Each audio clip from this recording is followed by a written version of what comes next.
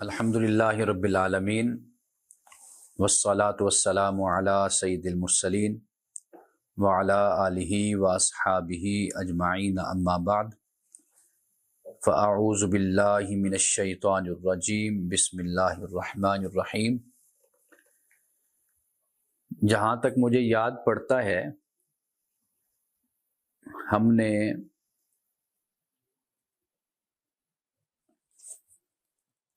آیت نمبر 96 تک 96 تک ہم نے بات کی تھی، اور آیت نمبر 96 تک جو بات بیان کی گئی تھی وہ یہ تھی کہ جو اہل کتاب ہیں، خاص طور پر یہود، وہ جتنے دینداری کا اور اخلاص کا اور دین سے تعلق کا اظہار کرتے ہیں، وہ اتنے اس میں مخلص نہیں ہیں، یعنی ظاہر داری ان کے اندر دین کے حوالے سے پائی جاتی ہے۔ اس کا جو معیار قرآن مجید نے بیان کیا وہ یہ ہے کہ جنہیں آخرت پر یقین ہوتا ہے اور اللہ سے تعلق ہوتا ہے تو وہ موت سے نہیں ڈرتے، یعنی موت، اس کا خوف ان کے اندر نہیں ہوتا۔ یہ بات یہاں پہ اللہ سبحانہ و تعالیٰ نے بیان کی ہے، اور اس لیے کہ جب ہم مسلمان صحابہ کا ہم ذکر کرتے ہیں تو ان کے بارے میں معلوم ہوتا ہے کہ وہ یعنی اللہ کے ساتھ یقین اور بھروسہ اور ایمان کا جو تعلق ہوتا تھا وہ اتنا پختہ تھا کہ وہ اللہ کی راہ میں جان دینا اس کو اپنے لیے اعزاز خیال کرتے تھے۔ آج ہم جب درس حدیث میں احادیث کا ہم مطالعہ کریں گے تو وہاں آپ دیکھیں گے کہ صحابہ کی جو کیفیت ہے دین کے حوالے سے، جو ان کی حالت ہے وہ بڑی بے مثال ہے اور بڑی باکمال ہے۔ یعنی ایسے لگتا ہے کہ وہ سب کچھ دل کی آنکھوں سے مشاہدہ کر رہے ہیں آخرت کا، یعنی ان کا ایمان اور ان کا یقین اس پائے کا ہے اور اتنا بلند ہے، اعلیٰ اور عرفہ ہے کہ ہم تشکیک میں، شک میں، شبہ میں اور کمزوری میں اور ایمان کے ضعف میں ہم مبتلا رہتے ہیں، لیکن ان کی جو کیفیت ہے اور ان کا جو مقام ہے وہ ایسا ہے کہ جیسے وہ جو کچھ بھی کہہ رہے ہیں وہ اس میں سے گزر رہے ہیں، اس کو دیکھ رہے ہیں، اس کو جان رہے ہیں۔ یہ ان کی حالت اور کیفیت ہوتی تھی۔ یہ حدیث میں جب ہم پڑھیں گے تو آپ کو وہاں سے معلوم ہوگا۔ تو یہاں پہ در حقیقت ایمان والوں کی جو کیفیت ہے اللہ کے ساتھ، جو ان کا تعلق ہے، اس کو یہاں پر بیان کیا جس کو یہود کھو چکے تھے۔ اب خالی خولی ان کے پاس نعرے تھے اور خالی خولی ان کے پاس دعوے تھے اور خالی خولی ایمان کے بارے میں ان کے بلند بانگ اعلانات تھے، بس اور کچھ نہیں تھا۔ تو یہ اس لیے آیت نمبر 96 میں موت کا ذکر کیا کہ بھئی زندگی کے بارے میں یہ بڑے حریص ہیں، ان سے بھی زیادہ حریص ہیں جو مشرک ہیں۔ تو لیکن اللہ کہتا ہے کہ اگر یہ 1000 سال بھی ان کو عمر دے دی جائے، یہ 1000 سال بھی جئیں، تو بہرحال یہ ہے کہ اللہ سبحانہ و تعالیٰ کا جو عذاب ہے اس سے یہ لوگ نہیں بچ سکتے۔ اب اس کے بعد جو قوم یہود نے عداوت اور دشمنی حضرت جبریل علیہ السلام کے ساتھ انہوں نے پال رکھی تھی اپنی طرف سے، اس کا بیان آیت نمبر 97 میں ہوتا ہے۔ اور اب آپ یہ دیکھیے کہ اللہ سبحانہ و تعالیٰ اس معاملے کو قرآن مجید کے حوالے سے اور رسول اللہ صلی اللہ علیہ وسلم کی ذات اقدس کے حوالے سے کس طرح بیان فرما دیتا ہے۔ اللہ پاک فرماتا ہے قل کہہ دیجئے من کان عدوا لجبریل کہ جو جبریل کا دشمن ہے تو اسے یہ بات معلوم ہونی چاہیے کہ فإنہ نزلہ علی قلبک بإذن اللہ کہ بے شک وہ آپ کے دل پر اس قرآن کو نازل کرتا ہے اللہ کے حکم سے، جبریل علیہ السلام۔ اب ان کا خیال اصل میں قوم یہود نے جو حضرت جبریل علیہ السلام سے جو عداوت دلوں میں رکھی ہوئی تھی، وہ کہتے تھے کہ جب یہ جبریل یعنی یہ فرشتہ آتا ہے تو اس کے بعد پھر عذاب اترتا ہے، ہم پر جو عذاب آیا وہ جبریل کی آمد کے بعد اور اس کے نزول کے بعد ہم پر عذاب آیا۔ یعنی یہاں پہ ایک بڑا لطیف نقطہ جو سمجھنے والا ہے وہ یہ ہے کہ اچھا انسان وہ ہوتا ہے کہ جو اپنے اعمال پر، اپنے کردار پر توجہ دیتا ہے، وہ دوسروں پر الزام اور تہمت اور دوسروں کو بلیم نہیں کرتا کہ جی اس کی وجہ سے میں اس حال کو پہنچا ہوں، یا اس کے سلوک سے یہاں تک پہنچا ہوں، یا اس کی کوئی سازش ہے، یا اس کا کوئی معاملہ اور دخل اندازی اور مداخلت ہے۔ تو یہ چیز اچھے لوگوں کا یہ طریقہ، یہ وتیرہ نہیں ہوتا۔ اچھے لوگوں کا طریقہ یہ ہوتا ہے کہ وہ اپنے آپ کا احتساب کرتے رہتے ہیں۔ اب یہ قوم یہود یعنی بغاوت میں اور سرکشی میں اس عالم کو پہنچی ہوئی تھی کہ اپنے آپ کو تبدیل کرنے کے بجائے حضرت جبریل علیہ السلام کے ساتھ دشمنی اور عداوت ان لوگوں نے رکھی ہوئی تھی۔ تو اللہ پاک نے یہ کہا کہ بھئی جبریل کا جو دشمن بنا ہوا ہے تو اس کو یہ بات معلوم ہونی چاہیے کہ جبریل تو اللہ کے حکم سے وحی کو نازل کرتا ہے، مصدق لما بین یدیہ، اور یہ جو قرآن ہے یہ اس سے پہلے جو کتابیں ہیں قرآن اس کی تصدیق کرنے والا ہے۔ اب یہاں پر مصدق کا ایک ترجمہ تو تصدیق کرنا ہے، ایک ترجمہ یہ بھی ہے مصداق ہے، یہ یعنی قرآن مجید کوئی پہلی کتابوں سے ہٹ کر کوئی کتاب نہیں ہے۔ تو پہلی جیسی کتابیں اللہ کی طرف سے اتری ہیں، اسی طرح قرآن بھی اللہ کی طرف سے اترا ہے۔ جس نے موسیٰ علیہ السلام اللہ کے رسول ہیں، اسی طرح محمد صلی اللہ علیہ وسلم بھی اللہ کے رسول ہیں۔ جس طرح جبریل ادھر آتے تھے اسی طرح جبریل ادھر بھی آئے۔ تو جبریل کی جو ذمہ داری ہے وہ تو پیغمبر کے دل پر اللہ کے کلام کو نازل کرنا ہے، اور وہ اللہ کے حکم سے۔ وَهُدًى وَبُشْرَى لِلْمُؤْمِنِينَ، اور ہدایت اور بشارت ہے مومنین کے لیے، یعنی مومنین انسانوں میں سے، لوگوں میں سے جو ایمان لانے والے ان کے لیے واضح بات ہے کہ جو چاہے گا اس کو دیا جائے گا، جو نہیں چاہتا تو زبردستی تو نہیں ٹھونسا جاتا کسی پر۔ تو ہدایت اور دلالت کا معاملہ بھی ایسا ہی ہے، اور ہماری زندگی میں بھی یہی معاملہ چلتا ہے۔ یعنی ہم اگر بند کمرے میں بیٹھے رہیں گے تو روشنی سے، سورج کی روشنی سے اور اس کی تمازت سے ہم محروم رہیں گے، گرمی سے، تپش سے۔ اور اگر ہم اپنے کمرے سے، تہہ خانے سے، بیسمنٹ سے ہم باہر آئیں گے تو باہر آ کر پھر روشنی جو سورج کی ہوگی اس سے ہم استفادہ کریں گے۔ تو یہی معاملہ ہے قرآن مجید کا، ہدایت کا، اور قرآن بشارت بھی ہے مومنین کے لیے ہے کہ مومنین وہ طبقہ ہے کہ جنہوں نے کوشش کی ہے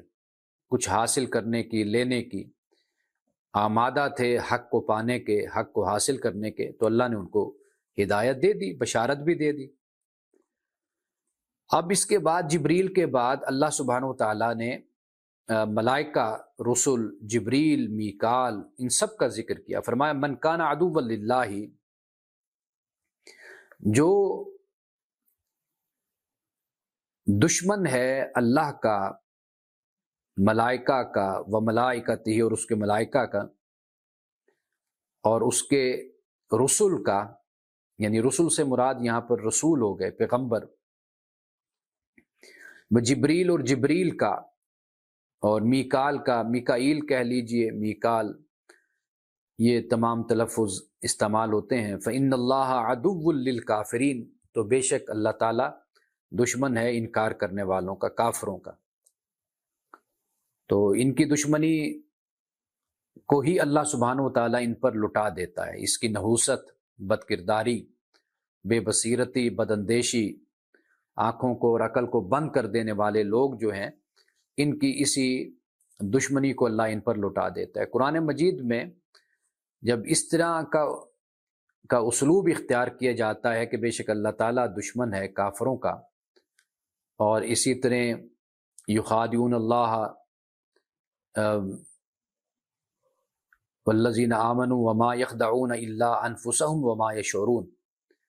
وما یخدعون الا انفسهم، نہیں وہ دھوکہ دیتے مگر اپنے آپ کو۔ تو یہ اللہ سبحانہ و تعالی ختم اللہ علی قلوبہم وعلی سمعہم وعلی ابصارہم غشاوہ، اللہ نے مہر لگا دی۔ تو یعنی یہ اعمال کا جو نتیجہ اور صلہ ہے وہ اللہ سبحانہ و تعالیٰ دے دیتا ہے۔ جیسے انسان اپنے ساتھ معاملہ کرتا ہے اسی طرح انسان کو نتیجہ بھی مل جاتا ہے۔ یعنی وہ کہتے ہیں کہ انسان اگر خدا کو اپنا مقصد بناتا ہے تو پھر خدا ملتا ہے، اگر انسان اپنی کسی غرض کو اپنا مقصد بناتا ہے تو پھر انسان کو اس کا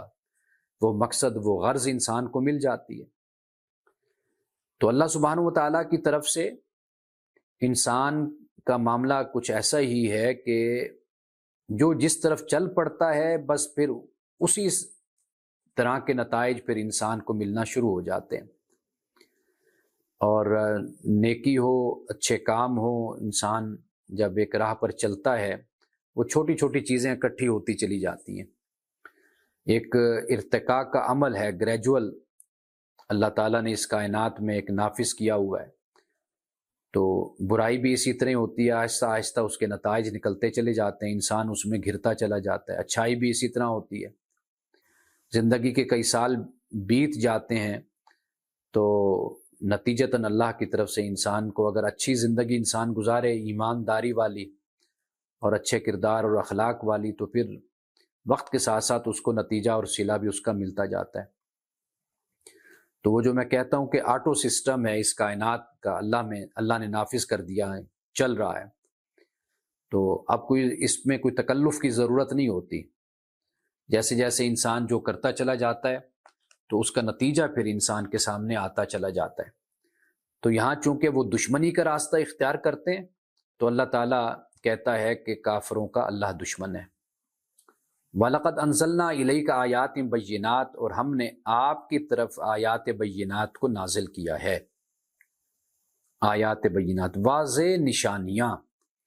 یعنی اس سے مراد یہ ہے کہ عقل اور فطرت قبول کرتے ہیں۔ ایسا نہیں ہے کہ کوئی عقل کے خلاف یا فطرت کے خلاف ہو۔ انسان اگر قرآن مجید کو پڑھتا ہے، دلائل کو دیکھتا ہے، آیات بینات کو دیکھتا ہے، بہت آسان اور سہل انداز میں انسان کو یہ مخاطب کرتا ہے قرآن مجید۔ وَمَا يَكْفُرُ بِهَا إِلَّا الْفَاسِقُونَ، اور ان آیات کا نہیں انکار کرتے مگر فاسق انکار کرتے ہیں، یعنی جنہوں نے یہ طے کیا ہوا ہو یا جنہوں نے اپنے آپ کو گندا پراگندہ کیا ہوا ہو، یعنی جیسے قرآن مجید نے فَأَلْهَمَهَا فُجُورَهَا وَتَقْوَاهَا قَدْ أَفْلَحَ مَنْ زَكَّاهَا وَقَدْ خَابَ مَنْ دَسَّاهَا، کہ فلاح پا گئے وہ جنہوں نے اپنا تزکیہ کیا، اور وقد خواب من دسا، اور ناکام و نامراد ہو گئے جنہوں نے اپنے نفس کو گندا کر لیا۔ تو یہ فاسق لوگ ہیں جنہوں نے طے کر رکھا ہے کہ بھئی ہم نے حق کو قبول نہیں کرنا۔ اب فرمایا أَوَكُلَّمَا عَاهَدُوا عَهْدًا نَبَذَهُ فَرِيقٌ مِّنْهُمْ بَلْ أَكْثَرُهُمْ لَا يُؤْمِنُونَ، فرمایا کہ جب کبھی بھی انہوں نے کوئی عہد کیا،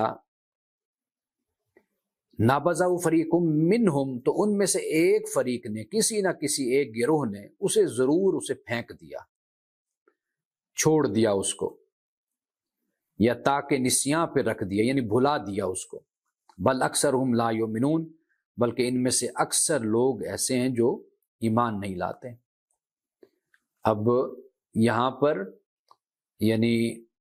یہود کا ذکر ہو رہا ہے، اور وہ اللہ سے عہد کرتے ہیں، جیسے پہلے ہم نے پڑھا، جیسے میثاق کا لفظ پہلے ہم پڑھ کر آئے، تو لیکن عہد کیا پیغمبر کے ہاتھ پر اور مانا تسلیم کیا، لیکن پھر اس سے روگردانی اختیار کر لی۔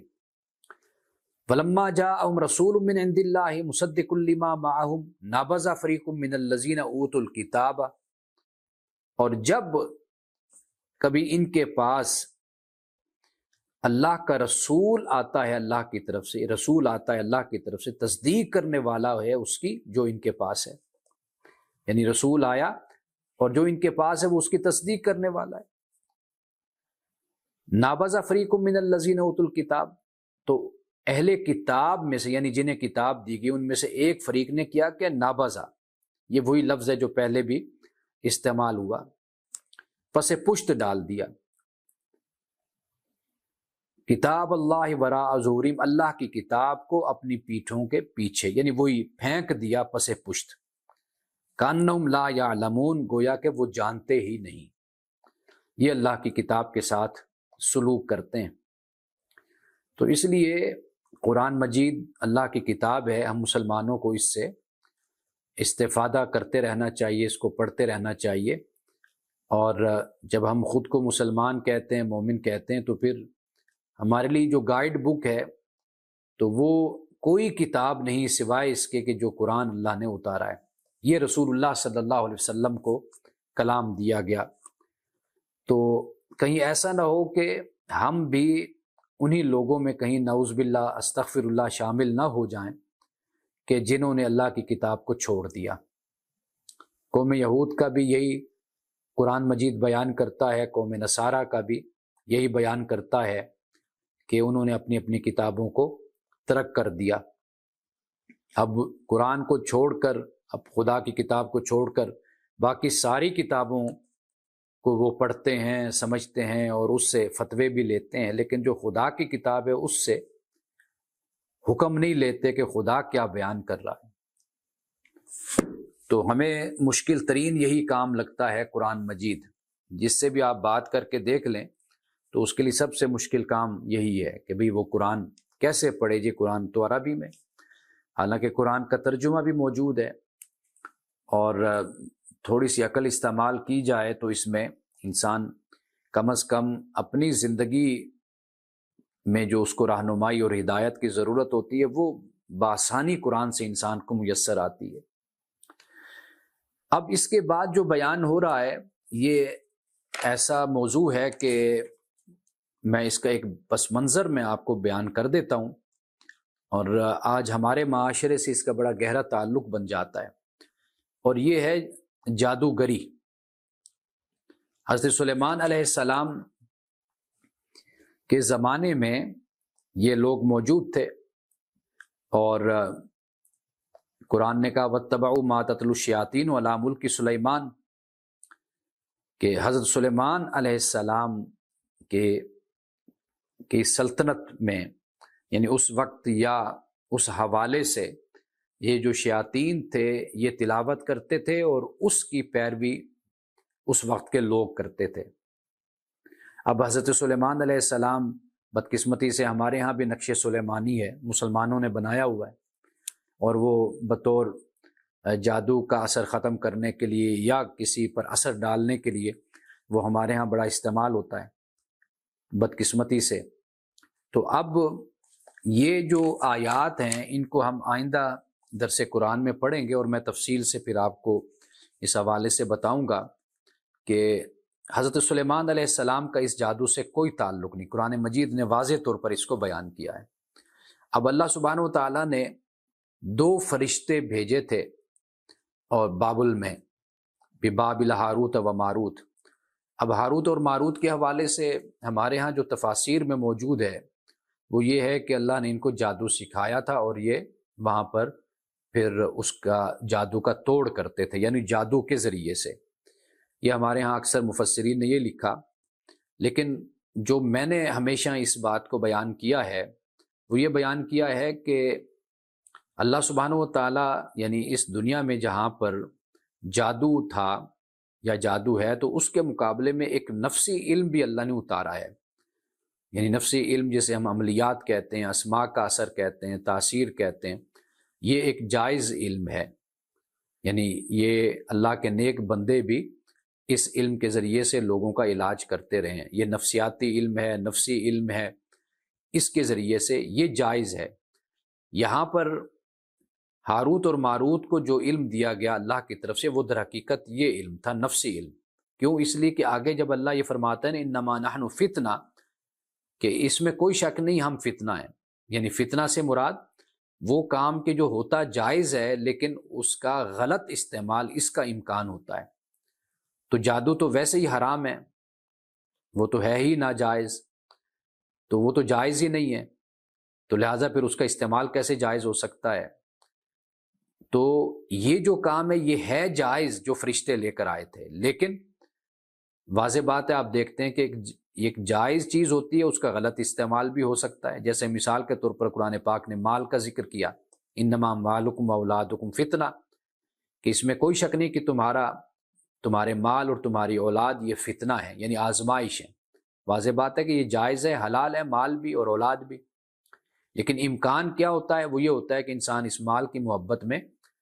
غلط راستے پر بھی چلتا ہے، گناہ بھی کرتا ہے، دو نمبری بھی کرتا ہے۔ اسی طرح اولاد کی محبت میں انسان کیا سے کیا کر بیٹھتا ہے، اپنی اولاد کو خوشحال کرنے کے لیے، اس کی دنیا بنانے کے لیے اپنی آخرت بھی تباہ کر بیٹھتا ہے۔ اب یہ جو چیز ہے یہ میں آئندہ درس میں اس پر تفصیل سے میں بات کروں گا کہ جب قوم گراوٹ اور پستی کا شکار ہو جاتی ہے نا، یعنی اخلاقی انحطاط قوم میں آ جاتا ہے، اس کا پھر یہ نتیجہ ہوتا ہے کہ ایک جائز کام کو بھی قوم غلط استعمال کرنا شروع کر دیتی ہے۔ اب بھی آپ دیکھ لیجئے کہ عملیات کے سلسلے میں اکثر لوگ فراڈ کرتے ہیں، بہت کم لوگ ہیں کہ جو اس فن سے، اس علم سے واقف ہوتے ہیں۔ اب ان کے پاس بھی جانے والے جو لوگ ہوتے ہیں وہ یہی چاہتے ہیں بھئی میاں بیوی میں جدائی پیدا کر دی جائے، کسی کا کاروبار تباہ کر دیا جائے، میری ساس ایسے کرتی ہے تو وہ میرے قابو میں آ جائے۔ یعنی یہ بھی ایک اخلاقی انحطاط اور زوال کی علامت ہوتی ہے کہ لوگ ایک جائز اور حلال چیز کو بھی اپنے ذاتی مفادات کے لیے اور دوسروں کے نقصان کے لیے استعمال کرتے ہیں۔ تو اس پر ہم آئندہ درس میں انشاءاللہ تعالی گفتگو کریں گے، اور درس حدیث میں رسول اللہ صلی اللہ علیہ وسلم کے اخلاق کے حوالے سے آج ہم نے بات کرنی ہے۔ اور میں نے آپ سے کہا کہ ان حدیثوں کو، روایات کو ہم پڑھیں گے تو آپ دیکھیے کہ صحابہ اور رسول اللہ صلی اللہ علیہ وسلم کا طریقہ اور کردار اور اللہ سے تعلق کیسے تھا۔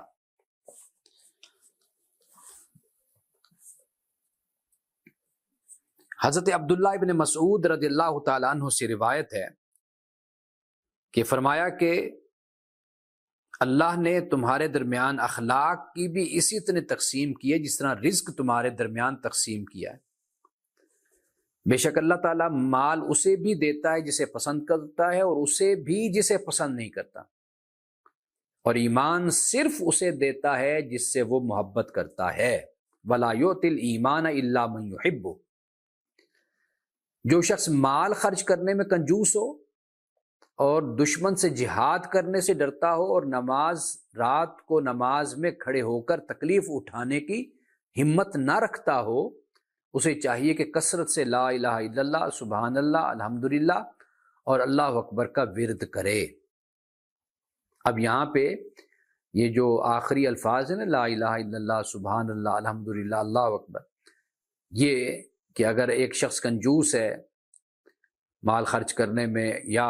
جہاد کرنے سے ڈرتا ہے یا رات کی تکلیف اٹھانے کی ہمت نہیں رکھتا، تو اس کو یہ پڑھنا چاہیے۔ یعنی یہ اب اس کا مقصد یہ نہیں ہے کہ بے روح طریقے سے پڑھتا رہے، مطلب اس کا یہ ہے کہ جب ان کلمات کو پڑھے گا تو اللہ تعالیٰ کی توحید، وحدانیت، اللہ کی سبحانیت، اللہ کی حمد،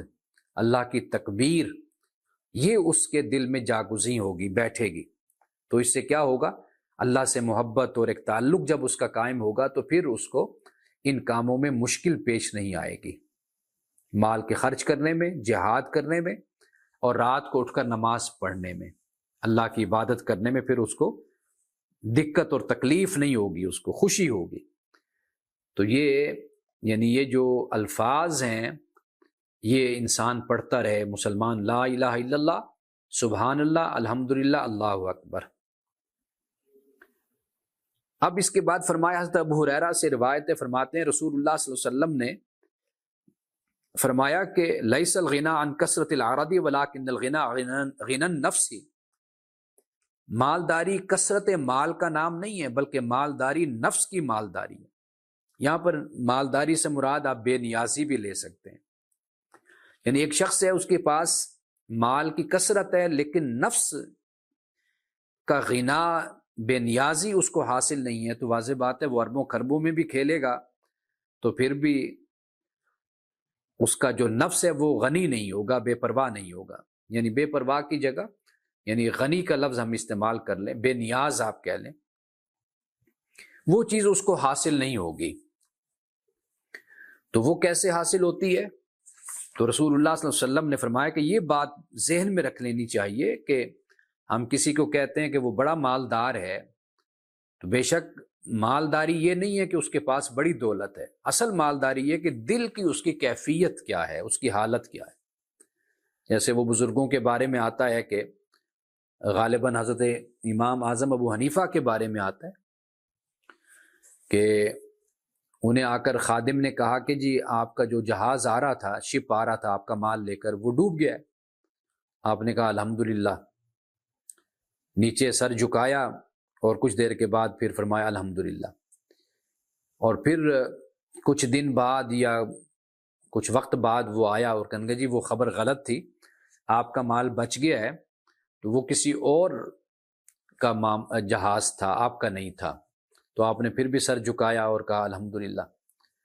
تو وہ جو خادم تھا اس نے آپ کو دونوں دفعہ دیکھا، پہلی دفعہ بھی الحمدللہ، دوسری دفعہ بھی الحمدللہ۔ تو اس نے کہا کہ جناب آپ پہلے بھی الحمدللہ آپ نے کہا جب نقصان ہوا، اور جب آپ کو معلوم ہوا کہ آپ کا مال بچ گیا پھر بھی آپ نے کہا الحمدللہ۔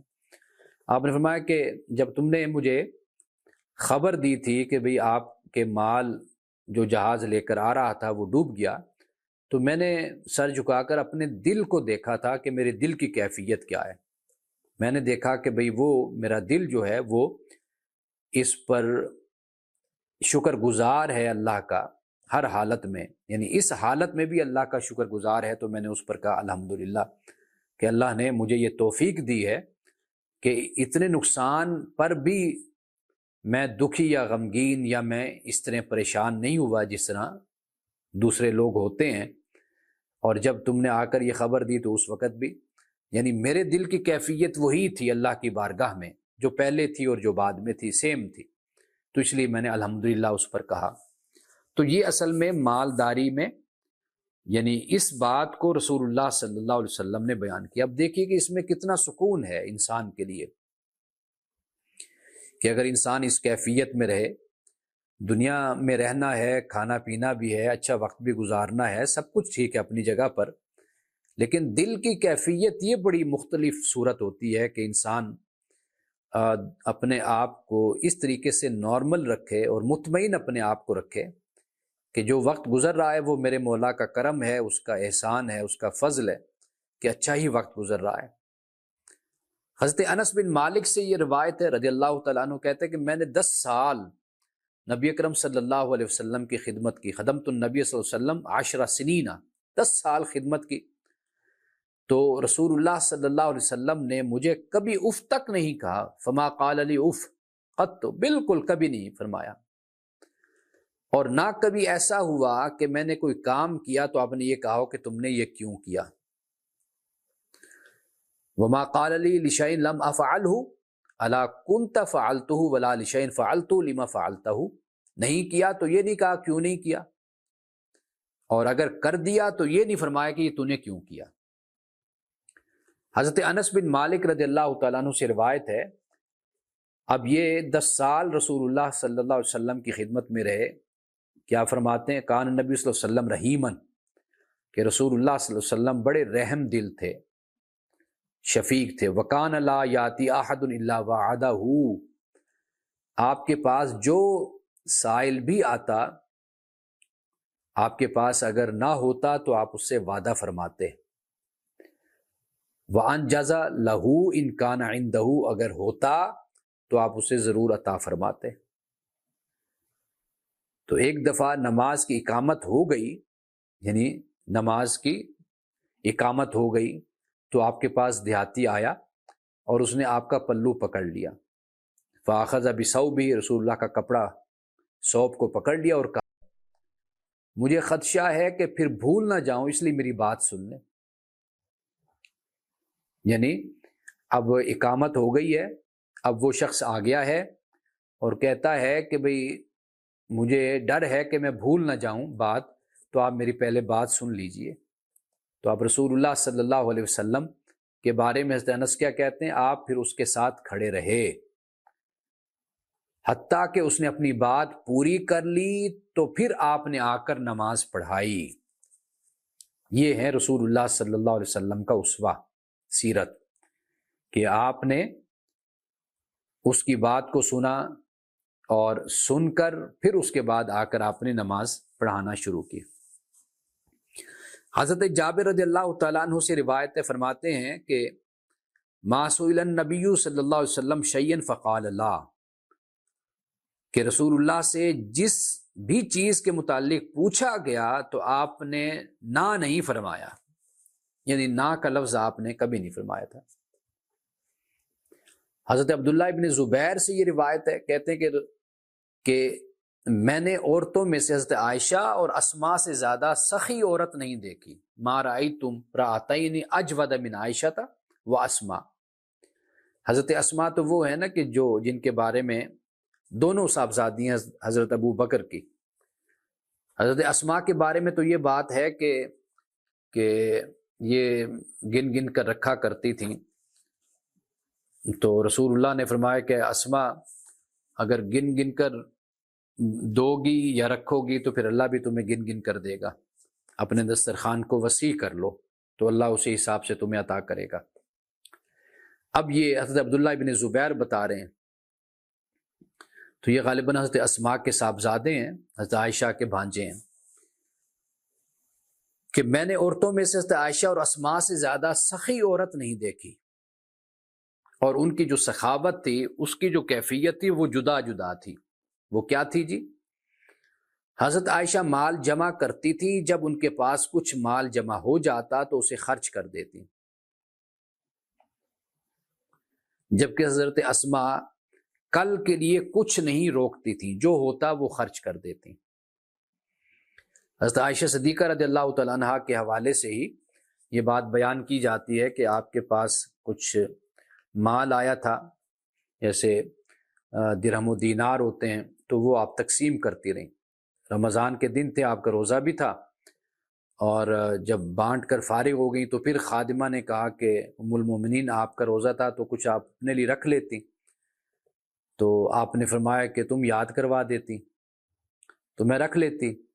یعنی اندازہ کیجئے کہ حضرت عائشہ صدیقہ رضی اللہ تعالیٰ عنہ کی بے نفسی کا عالم یہ تھا، بے غرضی کا عالم یہ تھا کہ اپنے آپ کے بارے میں یاد ہی نہیں رہا کہ بھئی میرا روزہ ہے۔ تو ہمارے جیسا ہو تو وہ پہلے اپنے لیے رکھے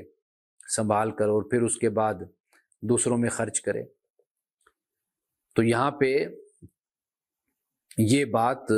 حضرت عبداللہ ابن زبیر بیان کرتے ہیں۔ اچھا، یہاں ایک بات میں بیان کرتا چلوں، وہ بڑی ضروری ہے بات۔ ایک تو یہ ہے کہ اگر ہم اپنے لیے رکھ بھی لیتے ہیں تو اس میں کوئی حرج نہیں ہے کہ ہم اپنی ضرورت کے لیے رکھ لیں اور پھر جو ہو وہ ہم اس کو تقسیم کر دیں، یہ بھی کوئی بری بات نہیں ہے، ایسا کیا جا سکتا ہے۔ دوسری بات یہ ہے کہ جو صلحاء ہیں، اللہ کے نیک بندے ہیں، اگر ان کے کسی عمل میں یا کسی رائے میں کوئی اختلاف اگر ہوتا ہے نا، تو اگر خدا نخواستہ کسی کی رائے اگر قرآن سے متصادم ہے، جسے ہم نص کہتے ہیں، جو اللہ کی طرف سے قرآن نازل ہوا اس میں جو نصوص بیان ہوئی،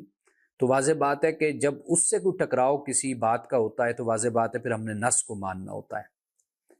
یعنی قرآن کی آیت کو مانتے ہیں، اس کے حکم کو مانتے ہیں۔ تو ایک تو یہ بات ہو گئی، لیکن نصوص سے اس کا کوئی تعلق نہیں، یعنی وہ متصادم نہیں ہے لیکن مختلف ہیں دونوں باتیں۔ جیسے اب یہاں پر دیکھیے حضرت عائشہ صدیقہ رضی اللہ تعالیٰ عنہ کا جو عمل ہے وہ مختلف ہے، حضرت اسماء کا عمل مختلف ہے، دونوں کا عمل مختلف ہو جاتا ہے۔ یہاں پر دیکھ لیجئے، اب اس میں جو ہے نا، اب ایسا نہیں ہے کہ ہمارے ہاں یہ ایک بہت ہی عجیب رویہ لوگوں میں رواج پا گیا کہ ہم اگر ایک کسی صالح کسی اسلاف میں سے کسی کے عمل کو اختیار کرتے ہیں تو ہم پھر دوسرے کے عمل کو نعوذ باللہ ہم کم تر ثابت کرنا شروع کر دیتے ہیں اور وہاں پر اختلاف کھڑا کر دیتے ہیں، اور نعوذ باللہ توہین تک بھی معاملہ چلا جاتا ہے، یعنی اس کا بھی ارتکاب ہم کرنا شروع کر دیتے ہیں، دوسرے کی فضیلت کو، مقام اور مرتبہ کو اس حد تک ہم اوپر لے جاتے ہیں۔ یعنی آپ دیکھ لیجئے خود اب اہل سنت میں اختلاف اس حوالے سے، اور پھر اہل تسنن اور اہل تشیع کا اختلاف آپ دیکھ لیجئے، اہل تشیع ہوں اہل تسنن ہوں، تو اگر ادب سے احترام سے اپنی رائے پر انسان قائم رہے، وہ یہ کہے کہ جی میں فلاں صحابی کی بات کو یا قول کو میں اس کو بہتر سمجھتا ہوں، یا جیسے ہم افضل سمجھتا ہوں، یا اعلیٰ سمجھتا ہوں، اولیٰ سمجھتا ہوں، تو یہاں تک تو بات چلو ٹھیک ہو جاتی ہے نا، کہ واضح بات ہے کہ دو میں سے کسی کے قول کو اختیار کیا جاتا ہے، کسی ایک بات کو مانا جاتا ہے، لیکن نعوذ باللہ جو ہمارے ہاں ماحول جس طرح بنایا جاتا ہے توہین کا اور بدتمیزی کا، بے ادبی کا، اس کی تو کسی طرح بھی گنجائش نہیں ہے۔ علم کے حوالے سے اہل علم کا یہ رویہ نہیں ہوتا، تو یہاں پر ہمیں یہ بات سمجھ آتی ہے۔ اب دیکھیں حضرت عائشہ کا ایک عمل ہے، کہ حضرت اسماء کا عمل ہے، اب یہاں پر کوئی بحث کرنے بیٹھ جائے کہ حضرت عائشہ نے تو یہ کیا تو لہٰذا ہم تو اسی کو ترجیح دیں گے، نعوذ باللہ حضرت اسماء تو کا مقام اتنا نہیں ہے جتنا عائشہ کا مقام ہے، تو یعنی یہ ایک نئی بحث ہم چھیڑ کر بیٹھ جائیں، تو ہمیں یہاں پر یہ بات دیکھنی چاہیے کہ یہ دونوں باتیں، ان کا کوئی ٹکراؤ نہ قرآن سے نہ حدیث سے، دونوں ہمارے لیے قابل احترام ہے۔ باقی آپ نے عمل کرنا ہے تو وہ آپ کی حسب توفیق عمل ہے، حسب استطاعت، حسب قدرت اور طاقت، آپ جو عمل کر سکتے ہیں آپ اس پر عمل کر لیجئے، آپ کو اس کا اختیار ہے۔ لیکن اس سے آگے بڑھ کر جو ہمارے ہاں جو رویے اختیار کیے جاتے ہیں وہ اصل بنیاد بنتے ہیں تشدد کے، شدت پسندی کے اور فرقہ واریت کے۔ امید ہے آپ میری بات سمجھ گئے ہوں گے۔ ہمارے یہاں حضرت علی رضی اللہ تعالیٰ عنہ کے حوالے سے، اور حضرت امیر معاویہ کے حوالے سے حضرت عائشہ، اور پھر اس طرح سیدہ فاطمۃ الزہرا جو فدق کا علاقہ ہے اس حوالے سے، پھر حضرت ابوبکر صدیق رضی اللہ تعالیٰ عنہ۔ تو معاملہ یہ ہے کہ اگر آپ ایک چیز کو ایک حد تک آپ سمجھتے ہیں، آپ اس کو اختیار کر لیجئے، لیکن یہ ہے کہ دونوں قابل احترام ہیں، دونوں کی آراء بھی قابل احترام ہیں، دونوں کا نقطہ نظر بھی قابل احترام ہے۔ تو یہ اگر یہ انداز اور رویہ اختیار کر لیا جائے تو یہ جو جھگڑے اور اختلاف اور ایک دوسرے پر جو تہمتیں اور الزام اور فتوے ہیں ان کا خاتمہ ہو سکتا ہے۔ اب یہ دیکھیے حضرت ابو ہریرہ رضی اللہ تعالیٰ عنہ سے روایت ہے کہ رسول اللہ صلی اللہ علیہ وسلم نے فرمایا، کسی بندے کے پیٹ میں اللہ کی راہ میں پڑنے والا غبار اور جہنم کا دھواں کبھی اکٹھے نہیں ہو سکتے۔ اللہ کی راہ میں پڑنے والا غبار اور جہنم کا دھواں کبھی اکٹھے نہیں ہو سکتے، اسی طرح بخل اور ایمان بھی کسی بندے کے دل میں اکٹھے نہیں ہو سکتے۔ واضح بات ہے کہ جو شخص اللہ کی راہ میں نکلے گا، جہاد کرے گا، اب وہ جو غبار اس پر آئے گا وہ تو ہے، یعنی اس نے اللہ کی راہ میں جب تکلیف اٹھائی اور جہاد کیا، غازی بنا یا شہید ہوا، اب وہ جو مٹی اٹھی اس کے ناک، اس کے چہرے پر پڑی، تو اس کا تو اپنا مقام اور مرتبہ ہے۔ قرآن نے وَالْعَادِيَاتِ ضَبْحًا فَالْمُورِيَاتِ قَدْحًا فَالْمُغِيرَاتِ صُبْحًا فَأَثَرْنَ بِهِ نَقْعًا فَوَسَطْنَ بِهِ جَمْعًا۔ اب یہ جو یہاں پر بیان کی، یہ صحابہ کے وہی گھوڑے ہیں کہ جن کے سموں سے مٹی لگی، اٹھی، غبار پھیلا، اب ان کا صبح سویرے وہ نکلے جہاد کے لیے، ان کا مقام و مرتبہ بہت بلند ہے۔ تو اب جہنم کا دھواں بھلا کہاں اکٹھا ہوگا؟ تو رسول اللہ نے اسی بات کو بیان کیا کہ کسی بندے کے پیٹ میں جب وہ اللہ کی راہ میں جہاد کرنے کے لیے نکلتا ہے تو وہ غبار جو اس کے نتنوں سے یعنی اس کے پیٹ میں جاتا ہے، وہ اور جہنم کا دھواں یہ کبھی اکٹھے نہیں ہو سکتے۔ ایک چیز ہوگی، اگر جہنم کا دھواں پیٹ میں ہے تو پھر اللہ کی راہ میں پڑنے والا غبار نہیں ہوگا۔ اللہ کی راہ میں پڑنے والا غبار اگر اس کے پیٹ میں، شکم میں، تو پھر جہنم کا دھواں نہیں ہوگا۔ اور اسی طرح فرمایا کہ بخل اور ایمان یہ کبھی ایک دل میں اکٹھے نہیں ہو سکتے۔ جن میں بخل ہے تو وہ اپنے ایمان کی خبر لیں، اور جو ایمان والا ہے تو وہ کبھی بخیل نہیں ہوگا۔ حضرت ابو سعید خدری رضی اللہ تعالیٰ عنہ سے روایت ہے، آپ فرماتے ہیں کہ رسول اللہ صلی اللہ علیہ وسلم نے فرمایا کہ کسی مومن میں دو خصلتیں اکٹھی نہیں ہوں گی۔ اب یہاں پر دیکھیے دوسری بات بیان فرمائی، فرمایا کہ البخل وسوء الخلق، بخل اور بد اخلاقی۔ اب یہ دو عادتیں، بخل کی اور بد اخلاقی کی، یہ مومن میں اکٹھی نہیں ہو سکتے۔ دینداری اصل ہے ہی اخلاق، جس کا اخلاق نہیں ہے بے شک وہ جتنی بھی نمازیں پڑھتا رہے تو وہ دیندار کبھی نہیں ہو سکتا۔ حضرت عبداللہ بن ربیعہ سے یہ روایت ہے کہ ہم سیدنا عبداللہ ابن مسعود کے پاس موجود تھے، تو انہوں نے ایک آدمی کا ذکر کیا تو اس کے اخلاق کی بھی بات کی، تو سیدنا عبداللہ ابن مسعود نے فرمایا دیکھو اگر تم اس کا سر کاٹ دو تو کیا اسے دوبارہ جوڑ سکتے ہو؟ انہوں نے کہا نہیں۔ انہوں نے فرمایا تو اس کا ہاتھ؟ وہ کہنے لگے نہیں۔ فرمایا اس کی ٹانگ؟ انہوں نے کہا نہیں۔ حضرت عبداللہ ابن مسعود نے فرمایا جب تم اس کی خلقت کو نہیں بدل سکتے تو اس کا اخلاق بھی نہیں بدل سکتے۔ بلا شبہ نطفہ رحم میں 40 راتوں تک قرار پکڑتا ہے، پھر وہ خون کی شکل اختیار کر لیتا ہے، پھر علقہ جمع ہوا خون بن جاتا ہے، پھر گوشت کا لوتھڑا بن جاتا ہے، پھر اللہ تعالیٰ ایک فرشتہ بھیجتا ہے جو اس کا رزق، اس کا اخلاق اور اس کا بدبخت یا سعادت مند ہونا لکھ دیتا ہے۔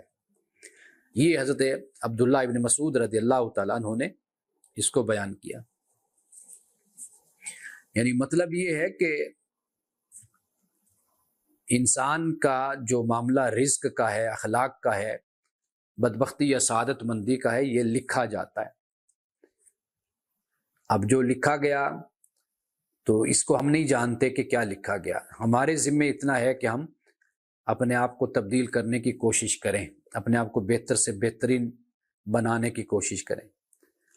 اور پھر نتیجہ بتا دیتا ہے کہ انسان کے لیے کیا ہے۔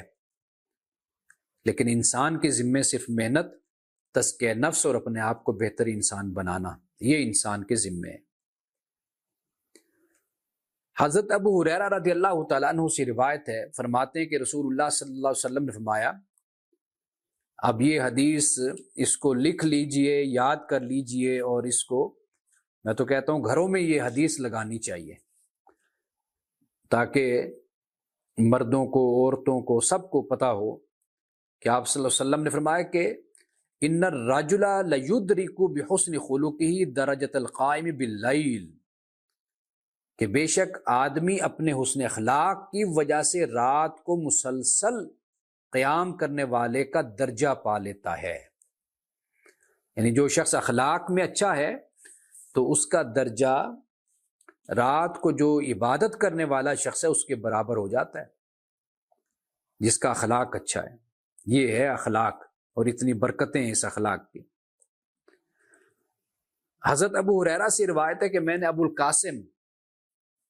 یعنی رسول اللہ صلی اللہ علیہ وسلم سے سنا یہ فرماتے ہوئے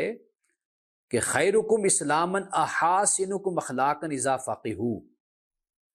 فرمایا اسلام کے اعتبار سے تم میں سب سے اچھے وہ لوگ ہیں جن کے اخلاق سب سے اچھے ہوں، جبکہ ان میں دین کی سمجھ بوجھ بھی ہو۔ یہ اخلاق اچھے ہوں گے، واضح بات ہے کہ دین کی سمجھ ہوگی تو اخلاق بھی اچھے ہو جائیں گے۔ رسول اللہ اسی بات کو بیان فرما رہے ہیں۔ اب اخلاق رٹی رٹائی باتوں سے تو اخلاق نہیں اچھے ہوتے، تسبیحیں اور وظائف اور بالکل ناسمجھی میں اور اندھے پن میں ایک عمل کرتے چلے جانا اور اس کا کوئی اثر تاثیر دل میں نہ اترے تو پھر وہ انسان میں تبدیلی کا باعث بھی نہیں بنتا۔ تو اس لیے جو بھی آپ پڑھتے ہیں، سنتے ہیں، سمجھیں اس کو، اس کا اثر ہوتا ہے انسان پر۔ حضرت حسن بصری، یہ یعنی جو ہم کہتے ہیں نا قرآن نے کہا اذا، حدیث میں ابھی جو اذا فاقہ ہو کہ دین کی سمجھ بوجھ بھی ہو، تو حضرت حسن بصری کیا کہتے ہیں؟ فرماتے ہیں دنیا سے بے پرواہ اور آخرت کا طلبگار، دینی بصیرت رکھنے والا اور عبادت پر ہمیشگی اور دوام کرنے والا وہ اصل میں فقیہ ہوتا ہے۔ یہ فقی کی تعریف حضرت حسن بصری نے کی ہے۔ حضرت ثابت بن عبید کہتے ہیں میں نے دوستوں کی مجلس میں پروقار اور گھر میں مزاح کے ساتھ رہنے والا زید بن ثابت سے بڑھ کر کوئی شخص نہیں دیکھا۔ یعنی یہ تابعی ہیں جو حضرت زید بن ثابت کے بارے میں یہ بیان کر رہے ہیں، جو صحابی ہیں جنہیں رسول اللہ نے فرمایا تھا زبانیں سیکھو تاکہ مختلف جو ڈیلیگیشنز آتے ہیں ملاقاتوں کے لیے تو تم ان سے گفتگو کر سکو، مختلف زبانیں سیکھو۔ یہ زید بن ثابت ہیں۔ فرمایا کہ دوستوں میں پروقار اور گھر میں مزاح کے ساتھ رہنے والے، یعنی گھر میں سختی نہیں ہے اور جلال اور غضب کا انداز نہیں ہے، بلکہ مزاح کا انداز گھر میں رکھتے ہیں اور دوستوں کے ساتھ پروقار۔ حضرت ابن عباس سے روایت ہے، کہتے ہیں رسول اللہ صلی اللہ علیہ وسلم سے پوچھا گیا کہ اللہ کو ادیان میں سے کون سا دین زیادہ پسند ہے؟ تو رسول اللہ نے فرمایا الحنیفیت السمحۃ، حنیفیت جو آسان ہے، یعنی سیدھی راہ اور حنیفیت یکسوئی یکجائی، اللہ کی طرف متوجہ رہنا، اور یہ حنیفیت کہ جو آسان ہو، یعنی بندوں کے لیے رحمت کا باعث ہو، تو فرمایا کہ یہ دینوں میں سے یہ دین اللہ کو پسند ہے۔ ایک حدیث میں یہ بھی بیان فرمایا ان خیر دینکم ایسرہ، یعنی تمہارا پسندیدہ دین وہ ہے جو سب سے زیادہ آسان ہے۔ یہ ہمیں تعلیم دی گئی ہے کہ ہم اپنے رویوں سے، اپنے اخلاق سے لوگوں کے سامنے جب دین پیش کریں تو ہمارا رویہ طریقہ ایسا ہونا چاہیے کہ جس میں نرمی اور آسانی ہو، لوگ اپنے میں بوجھ نہ محسوس کریں اور کراہت نہ محسوس کریں کہ یہ کیا ہم پر مسلط ہو گیا ہے۔ حضرت عبداللہ ابن عمر رضی اللہ تعالی عنہما سے یہ روایت ہے، فرماتے ہیں کہ 4 باتیں اگر تجھ کو مل جائیں تو اس کا کوئی نقصان نہیں، کہ دنیا کی باقی چیزیں تجھ سے جاتی رہیں۔ 4 چیزیں کیا ہیں؟ حسن اخلاق، حلال کا کھانا، بات کا سچا ہونا اور امانت کی حفاظت کرنا۔ فرمایا یہ 4 باتیں اگر تجھے مل جاتی ہیں نا تو پھر بے شک کوئی بھی نقصان تیرا ہو جائے تو وہ کوئی اتنا بڑا نقصان نہیں ہوگا۔ یہ 4 باتیں کیا ہیں؟ حسن اخلاق، حلال کا کھانا، بات کا سچا ہونا اور امانت کی حفاظت کرنا۔ تو یہ رسول اللہ صلی اللہ علیہ وسلم حضرت عبداللہ بن عمر یہ روایت کرتے ہیں۔ آخری حدیث بیان کرتا ہوں۔ حضرت ابو ہریرہ رضی اللہ تعالی عنہ سے روایت ہے، کہتے ہیں رسول اللہ صلی اللہ علیہ وسلم نے فرمایا تم جانتے ہو لوگوں کو کیا چیز زیادہ آگ میں لے جائے گی؟ لوگوں نے عرض کی یا رسول اللہ صلی اللہ علیہ وسلم اللہ تعالیٰ اور اس کے رسول کو زیادہ علم ہے، اللہ و رسول اعلم، قال الاجوفانی، 2 کھوکھلی چیزیں۔ وہ کون سی؟ فرمایا شرمگاہ اور منہ، الفرج والفم، واکثر ما يدخل الجنت، یعنی یہ 2 چیزیں وہ ہیں جو انسان کو دوزخ میں لے جانے کا باعث بنتی ہیں، اور 2 چیزیں ایسی ہیں جو فرمایا جنت میں لے جائیں گی۔ وہ کیا ہیں؟ فرمایا تقوی اللہ و حسن الخلق، اللہ کا تقوی اور حسن اخلاق۔ یہ ہیں 2 چیزیں جو جنت میں لے کر جائیں گی۔ اللہ اکبر۔ یہ بھی اسی ضمن میں بیان کرتا چلوں کہ زبان جو ہے اس کے بارے میں رسول اللہ صلی اللہ علیہ وسلم نے کیا فرمایا کہ جب رسول اللہ صلی اللہ علیہ وسلم نے تمام معاملات کی جو بنیاد ہے وہ زبان کو جب قرار دیا، یعنی گفتگو کو، بات کو، تو پھر سیدنا معاذ رضی اللہ تعالیٰ عنہ نے بڑے تعجب سے عرض کیا رسول اللہ صلی اللہ علیہ وسلم کیا کلام پر بھی ہمارا مواخذہ ہو جائے گا؟ یعنی وَإِنَّا لَمُؤَاخَذُونَ بِمَا نَتَكَلَّمُ بِهِ، جو ہم بولتے ہیں بات کرتے ہیں اس پر بھی مواخذہ ہوگا۔ آپ نے کیا فرمایا؟ اے معاذ تیری ماں تجھے گم پائے، لوگوں کو جہنم میں اوندھے منہ ان کی زبانوں کی کارستانیاں ہی تو گرائیں گی، یعنی جو اپنی زبان سے وہ نکالیں گے، منہ سے بولیں گے، اسی وجہ سے تو وہ جہنم میں گریں گے۔ یہ جامع ترمذی میں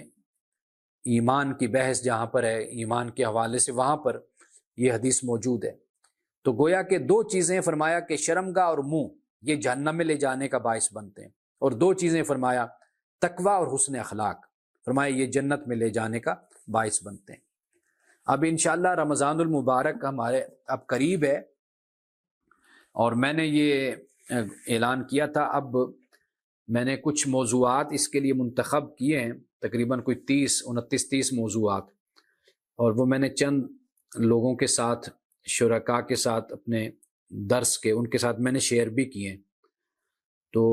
ان کی طرف سے تو